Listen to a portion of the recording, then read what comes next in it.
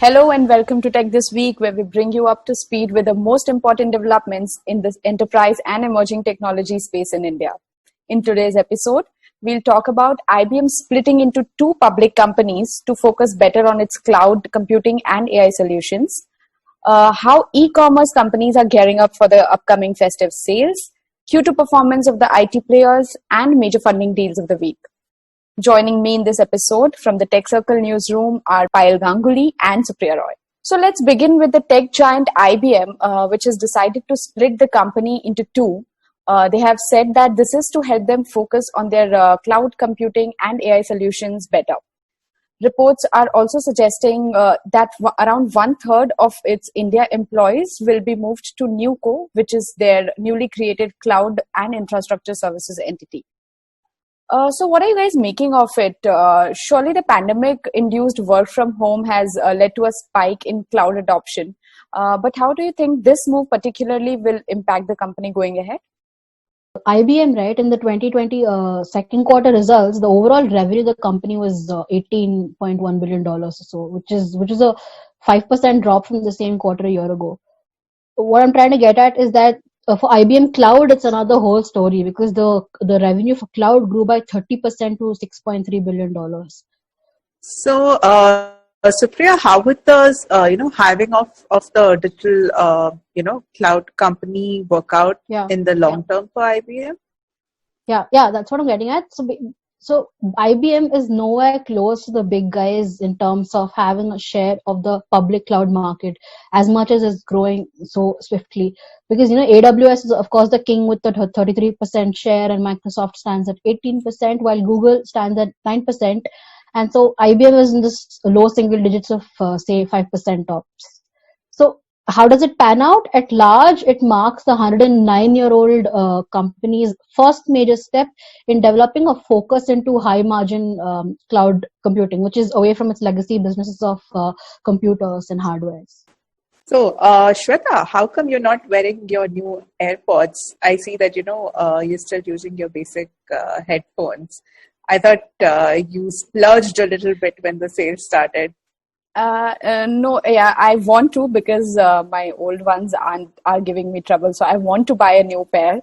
But if the sales allow me, if they give me a huge discount, you would have Shweta, you would have got a better deal because from what I hear, I think Amazon or Flipkart, I'm not sure which, but if you buy a iPhone 11 now, they're going to give you a pair of AirPods free.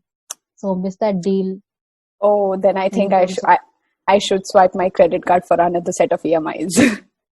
Actually, yes, Shweta, you should apparently because consumer loans at checkout are going to be a focus this year for all the e-commerce players as well as the digital lenders. NBFCs were in a tight spot, but now it looks like things have changed. In fact, I spoke to Sashank Rishyasringa of Capital Float, and he said that there is a revival in the entire sector, both on side of consumer loans as well as small business loans from SMBs, especially in tier 2 and 3 cities. Thanks, Sashank, for joining us for the TTW podcast this week. I had a few questions for you regarding the festive season sale and the uptick in consumer lending, which you had mentioned earlier. So, what kind of recovery are we seeing in the digital lending sector pushed by consumer lending? Sure, Payal, and first of all, thanks for having me on this segment today. I'll start by talking about some of the major shifts that we are seeing in the last few months post-COVID that I think is spurring the growth of this sector. The first is a strong shift in consumer attitudes towards digital-first financial products. I think much as we are seeing in the rest of the world, in India too, with sentiment starting to slowly improve post the lockdowns, consumers are increasingly looking for simple, fully online ways to pay and borrow and manage their finances. And we're seeing a clear kind of movement in that direction across all our business verticals. I think in particular, we see a strong shift towards transacting online. And I think that is mirrored in the demand that we have been seeing for being able to buy goods and services on the internet through credit. But equally, I think we are seeing this behavioral shift across multiple areas of the economy.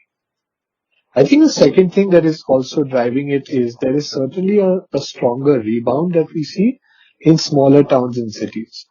And so, for example, when we look on the business finance side, we see demand starting to return more strongly in tier 2 and tier 3 cities, like a Salem or a Coimbatore, for example, than perhaps in some of the larger metro cities. Shashank, for the festive season sale, which we are seeing across online commerce platforms, so it's both the consumer side and the business side, which is, turning to digital, loans. And honestly, what we see is that the demand is coming both from the self-employed as well as the salaried segment. Today, there is significant demand on the personal finance side, particularly when it comes to being able to essentially make purchases on the festive season for family and other requirements. I think overall we are seeing a faster recovery on the personal finance side, um, particularly as customers are looking to shop more online and the festival season is upon us. On the business finance side, while in the past few months things were slow, we are starting to see a uptick in demand as well. Obviously, the ticket sizes from a credit perspective are larger in the business segment, but we are looking at recovery in demand on that front as well. As I said, driven by a few sectors and definitely with a strong push from smaller tier 2 and tier 3 cities. Going forward, I think both business finance and personal finance are integral parts of our business. And over the next 2 quarters, we expect to see both sort of recovering to pre-COVID levels, in some cases perhaps even ahead of pre-COVID levels. That was Shashank of Capital Float for us. All that crazy festive buying is seeing a lot of payment and warehouse infrastructure built around it, Payal, right? Yeah, that's true, Shweta. In fact, we also reported that Flipkart has partnered with some 17 banks and NBFCs and fintech companies to offer cashbacks and discounts, while Amazon has said that for its festive sale event, that it has partnered with some 25 banks and financial institutions to offer no-cost credit to tier 2 customers. So looks like, the consumer sentiment is pretty strong. But yeah, in terms of the expansion, Amazon actually launched it launched several large fulfillment centers in West Bengal as well, to have this capacity of 1.2 million cubic feet in the state, while Flipkart had announced an expansion of its delivery network. So it would be quite something to see the post-sale analysis of what consumers actually bought during the 2020 year that we're in right now.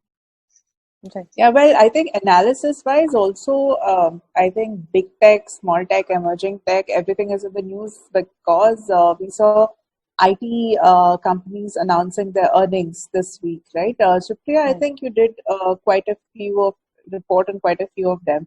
What's your take on that? Yeah, that's a good link, I'll say, because even CPG saw an increase in business for this particular quarter in terms of the IT service.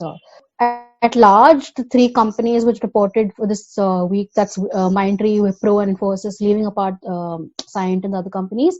In terms of management commentary, it was indicated that demand is seeing an overall good momentum, supported by a healthy deal pipeline and a healthy win ratio and broad-based growth in terms of revenue. In terms of sectoral analysis, even as travel and hospitality as a industry vertical has been on a down spiral for these IT businesses, the IT exporters are said to be seeing green shoots in the sector of travel and hospitality, which is likely to be manifested in the next quarter, the third quarter.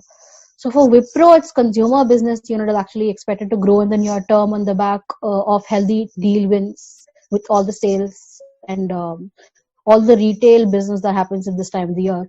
At Infosys, there were large deal wins with a total contract value of $3.15 billion. I'm mentioning this because this happens to be the largest TCV ever recorded for the company in a quarter. Yeah.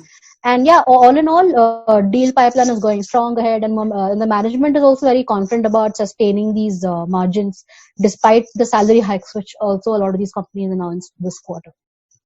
I was going to ask you, now that the salary hikes are back, looks like things are getting back on track. I'm not sure. Like, if you ask some of our colleagues in the sector that we are in, I'm not sure if the greenery is all the same. So yeah, for ITs, I guess so. It's just Yeah, I think it's more like the normalizing what should have been the case rather than doing something out of the ordinary. right. Even in fact, today HCL mentioned that it was looking to hire freshers this year, and that was marginally Yeah, higher number than last year, but then still at least good to know that the growth is yeah, back. Yeah. yeah. I think the beginning of the lockdown, it wasn't expected from the IT companies, this kind of performance. It looks like most of it is on the back of, more digital transformation deals that they have been doing. So things changed from there, maybe. It didn't look like initially that it would turn out to be this way. But I feel like it was crazy, right? Because with a remote working environment, you see the adoption towards cloud and digital technology a lot more than you would, Yeah. right? So probably their revenue breakup would change in terms of hardware, software, and digital and cloud, but they're definitely going to increase in revenue. So the margins were really good this time, also because there were no salary hikes. Could be, yeah. Margin for most of the companies were good this time. Yeah. Also the share buybacks, right? I think Oh. TCS, Infosys, Wipro, Yeah. all three of them announced Yeah. share buyback. Yeah. Yeah, at Wipro in the earnings call, there was this particular analyst who said, he quote unquote, he said, "You guys are pretty stingy about the share buyback. What's up with that?" I wonder how they answered it.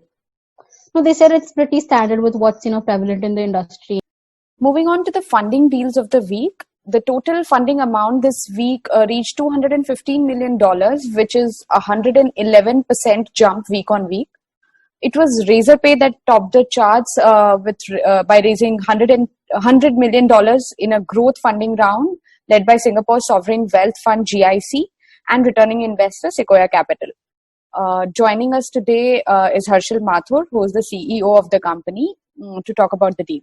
Thank you for joining us for the Tech This Week podcast. Congratulations on being the latest fintech unicorn in India. Could you tell us how your focus and your growth and expansion plans change after this round of funding, or do they change at all? Thanks, Pal. Thanks for the wishes. No, I think we started Razorpay with a very broad vision and we've continued on the path, and I think our vision is clearer than ever right now. We want to build tools and software to help businesses manage, track and move money. And we've been on this journey at least for the last couple of years. So I think this milestone of becoming a unicorn is an important pit stop to refuel ourselves. But we have a long journey ahead of us, and I don't think any of that changes just because of the milestone. What would you utilize the capital for? Will it also be used for some kind of an acquisition? We've seen you announce one or two acquisitions in the last few years. So We are a B2B company, so our general expenditure is lower than a typical B2C company, which is a great thing for our business. But at the same time, we are in a very strong growth and tech domain where we need to constantly and put resources behind to ensure that we continue to stay being the most innovative company in space, to continue our investments in product and tech, chip out new products and new services to solve for business problems. The second is to ramp up our team. We continue to hire. Even just during the lockdown, we hired 300 more people. But right now, we are actively scaling up our neo-banking Razorpay X and our lending business, Razorpay Capital, both of which are less than a year old. And right now, one of the major hiring and product investment is happening in those two spaces. got it. And for the sector of acquisitions, is there specific sectors or capabilities which we're looking at? B2B SaaS is a strong focus area for us. And those are the two acquisitions that we have made, both in payroll and third was AI-based product management company, both of which are in B2B SaaS space. So B2B SaaS will continue to be a big focus area for investments as well as acquisitions. So going ahead, do you plan to bundle all of these services for, say, an SMB? Like, would it be a one-stop shop kind of thing where you get all your, payrolling as well as, probably CRM and payment gateway to some extent and other services, reconciliation, etc.? Vision is to provide us to build the entire financial ecosystem for businesses. So an SME can just plug into this ecosystem and manage everything from collections to payables to getting access to lending, everything under the single Razorpay platform. That was Harshil Mathur of Razorpay.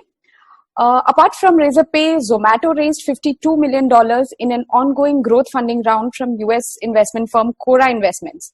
The fresh infusion is part of a targeted $600 million growth funding round, which is dubbed as Series J, which Zomato is intending to close before it hits the public market in 2021. Other notable deals this week were Fresh to Home, which raised $36.2 million. Wow Momo, which raised 8.1 from Aniket Capital, which was a debt round. Miko, which raised $3.1 million from Stride Ventures. Before we wrap up, this week we interviewed Visa and MasterCard to talk about the future of contactless payments, which as per RBI's proposal in the recent has gained certain momentum. So Payal spoke to Arvind Ronta, who's the head of payments of India and South Asia at Visa, while Vignesh spoke to Vikas Sarogi, who's the Vice President of Merchant Acceptance at South Asia of MasterCard. Well, it's a wrap on this episode of Tech This Week. Do stay tuned in and logged on to techcircle.in for more news and interesting updates.